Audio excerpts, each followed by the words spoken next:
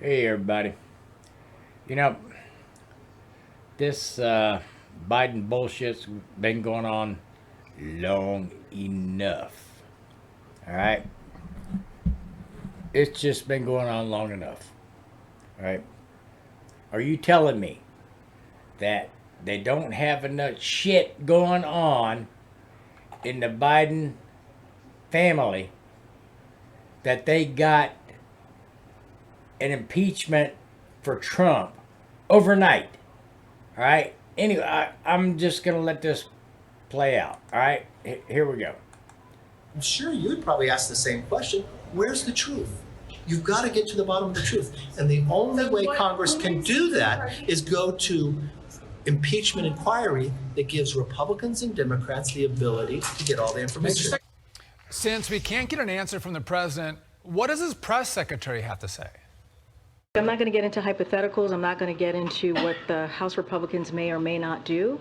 What I can speak to is what the president is focused on. He's focused on real priorities that the American families care about. He's focused on the American family, but they want to focus on his family. They can do whatever it is that they wish to do, but we're going to stay focused. How long did it take them to come up with that line? Let's bring in Michigan Republican Congressman Bill Huizenga. Congressman, terrific to... All right, hold on. Focus, focus, focus. She's starting to sound like Kamala Harris. Camel toe hairy ass. That's who she's starting to sound like. KJP is nothing but a piece of trash. And she's given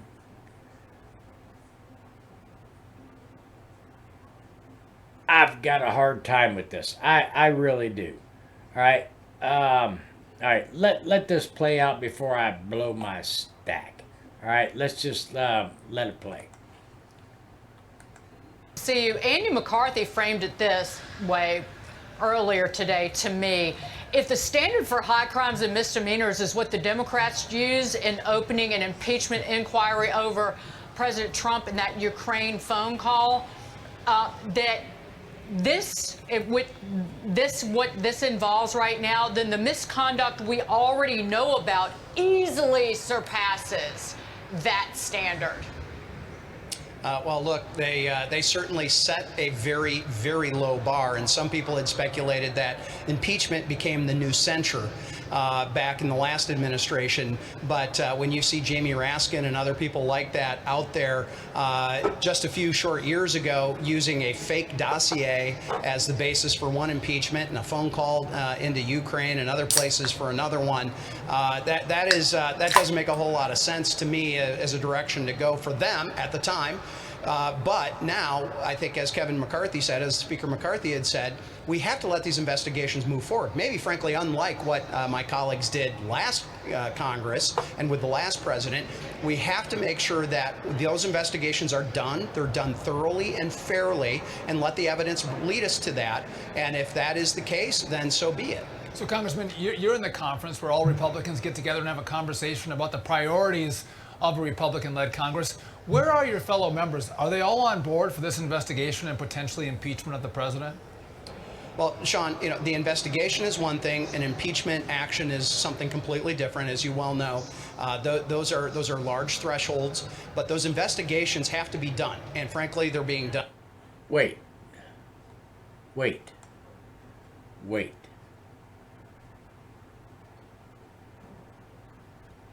Impeachment progressions have to be done in.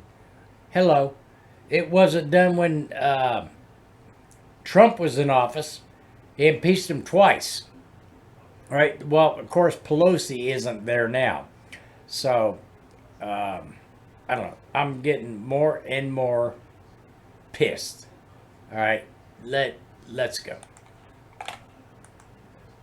And I think against Mayorkas or with Mayorkas at Department of Homeland Security. It should be with the Bidens as well. It should be kind of in every corner that we see the problems. But those investigations, they need to lead either towards something or away from something. And so far, they've been leading towards something that I don't think is a direction anybody relishes or wants to go, because this stuff is hard. I mean, we lived through this the last administration. It divides the country, it divides families, it divides a lot of social fabric things. But it may be necessary, and if some of these accusations are true, I mean, outright bribery, and within the family and with his son, those are very, very serious. Congressman, and I wanted to be clear, the actual article of impeachment against President Trump didn't include a prosecutable crime, and it cited abuse of power. On that note, if you launch an impeachment inquiry, it will give you the power to actually investigate. All right, I'm going to interrupt this. I really didn't want to. But, you know, abuse of power. Abuse of power. That's exactly what Joe Biden is doing. All right? And they're not the Democrats. I don't know. There's something wrong with this frickin' picture right here that really pisses me off. All right? They impeached Trump twice because of nonsense. All right? And now they can't impeach Biden, the dumb shit that we have for a president, and you don't see what's going on. All right, I mean, I get really bent over this crap, all right, because I'm concerned about what I'm going to see tomorrow. All right, I'm on, I retired, and my savings, all the stuff that I put away, are almost depleted because of this fucking bozo. Alright? You understand? He's a freaking bozo and they can't put him away. You people need to be looked at. Something is wrong. And the failure to comply with information demands is an actual obstruction of the impeachment investigation, which is an impeachable offense. So opening this inquiry will actually let the Republicans do the investigation and will prevent the Biden Justice Department and the Biden administration from stonewalling you. Yeah, well, and we're going to find out. Look, I have great faith in both Jim Jordan and James Comer. Of what their abilities are. It's a virtual printing machine over there some days, according to my friends that serve on the committee with them, as far as the letters going out, and we're seeing potentially contempt of Congress steps. So you're right, Dagan, with that analysis of what happened with the other impeachments of President Trump, and that's one of the reasons why I voted no. That obstruction of justice was weak sauce back then. It would be weak sauce now, and we can't let that happen again. So we've again, Republicans are holding ourselves to a higher standard, but to me, it's a constitutional standard that we need to pursue. And if it gets there, I'm okay with that. But I want to make sure that Jim. Okay, it's constitutional when it's Joe Biden. You've got to go by constitutional standards when it's Joe Biden. But they didn't go with constitutional standards when it was Trump. What's going on here? What's going on? Why can't they find an impeachable offense against this corrupt, sorry-ass president that we have? All right? What is wrong with these people? What the hell is going on? I want to know. Jordan has the ability to go as far as he possibly can before we have to go to something like that. But as Speaker McCarthy said, that may have to happen. So, Congressman, let's talk about something you've been working on over the last month, which is ESG. You've led the House Republican effort on focusing on environmental, social, and governance, which is what ESG stands for. What have you learned over the month, and what's the plan moving forward on how you roll back some of these ESG policies so you have money managers actually investing to make a return on your investment, not a political objective or motivation? Yeah, well, this is something we have learned, Sean, is that way too often financial investments have turned into social and political experiments and sometimes agendas. And that's a huge problem, especially when it should be a fiduciary responsibility of maximizing return for the investor. And this is part of the problem with the Securities and Exchange Commission under Gary Gensler.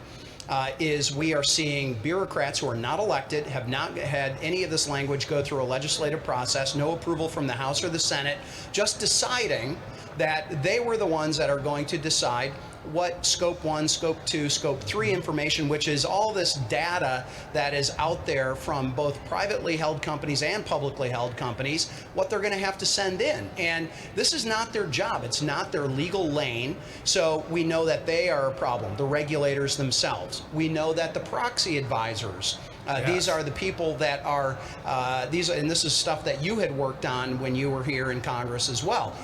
This is the advice that these analysts are giving about whether someone should or shouldn't vote for a policy, a shareholder proposal that is brought in, and this is fascinating. We've actually seen these proxy advisors recommend voting for items that would violate either state or federal law. Now, under oath and in our committee just a week or two ago, they were saying that while they follow the Securities and Exchange's recommendations, and if the Securities and Exchange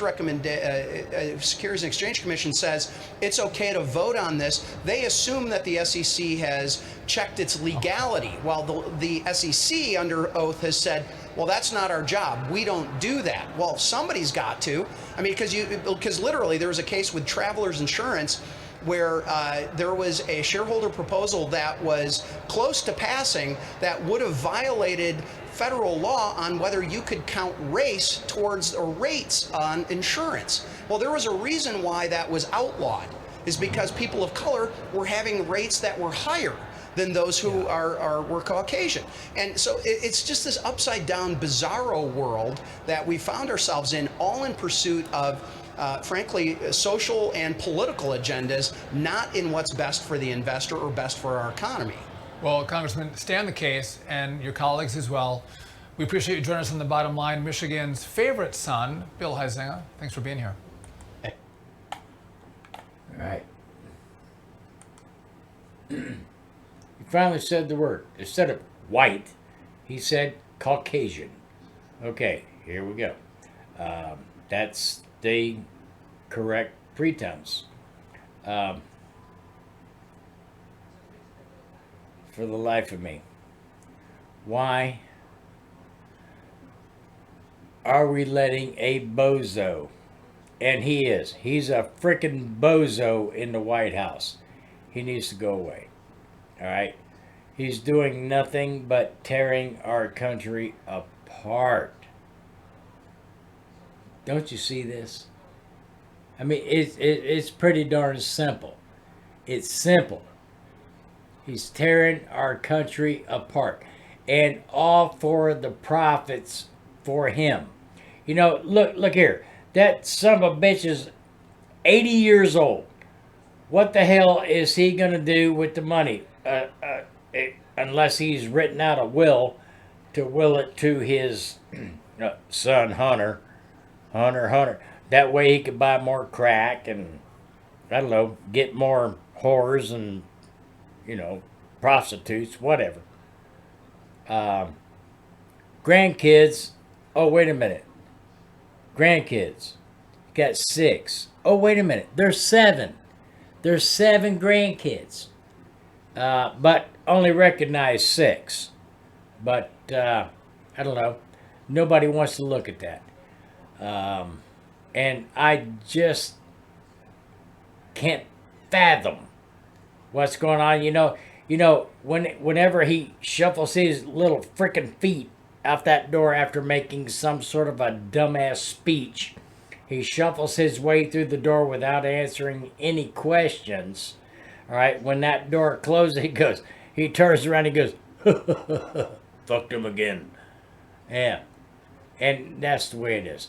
All right, anyway, I know you are probably going to hate me and stuff, but I don't care.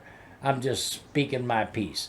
Anyway, with that being said, you guys, if you like it, you like it. If you don't, you don't. So, hit subscribe, notification bell, the like, and hopefully I'll see you in the next video.